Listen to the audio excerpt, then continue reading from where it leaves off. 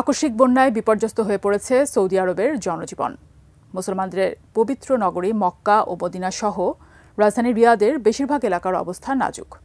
কয়েকটি অঞ্চলে নিম্নচাপও অব্যাহত আছে, যার জন্য দেশ জুড়ে বিশেষ স্তরের সতর্কবার্তা জারি করেছে সৌদি আরবের ন্যাশনাল সেন্টার ফর মেটেরোলজি। বিস্তারিত ডেস্ক রিপোর্টে।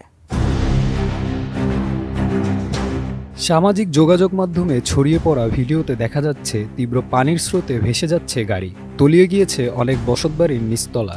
সৌদি প্রেস এজেন্সি এসপি এর তথ্য মতে সোমবার থেকে জেদ্দা শহর ও এর আশেপাশের এলাকাসহ মক্কা ও মদিনা অঞ্চলের বেশিরভাগ এলাকায় ভারী বৃষ্টিপাত, বজ্রপাত ও শিলাবৃষ্টি হয়েছে।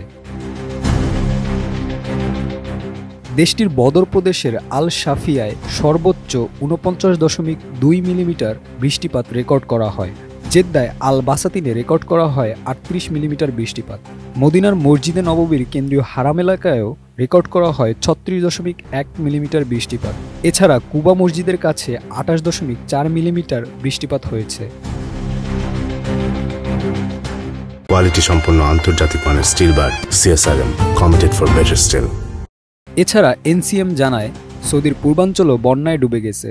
এছাড়া রাজধানী রিয়াদ সহ মধ্যাঞ্চল এবং দক্ষিণ পশ্চিমাঞ্চলীয় আসির ও জাজান প্রদেশে জারি করা হয়েছে অরেঞ্জ অ্যালার্ট। এইসব অঞ্চলের সবাইকে বন্যার ঝুঁকি এড়াতে সরকারের নিরাপত্তা বিধি মেনে চলারও আহ্বান করা হয়েছে। তাদের পূর্বাভাস অনুযায়ী বেশ কিছু এলাকায় বৃষ্টি এখনও থামেনি, ফলে পরিস্থিতি আরও জটিল হতে পারে। দেশটির দুর্যোগ মোকাবিলা দপ্তর ও রেড ক্রিসেন্ট জানায় বন্যায় আটকে পড়া মানুষদের উদ্ধার কাজের সকল প্রস্তুতি সম্পন্ন হয়েছে। উদ্ধার ও জরুরি সেবায় নিয়োজিত সংস্থাগুলো দ্রুত ব্যবস্থা গ্রহণ করেছে। সাথে অ্যাম্বুলেন্স, হেলিকপ্টার সহ বিভিন্ন সরঞ্জাম প্রস্তুত রাখা হয়েছে। জনগণকে পরামর্শ দেওয়া হয়েছে নিচু এলাকা ও বন্যার ঝুঁকিপূর্ণ স্থানে না যাওয়ার। মরুর দেশ সৌদি আরবে জলবায়ু পরিবর্তন হয়েছে ব্যাপক।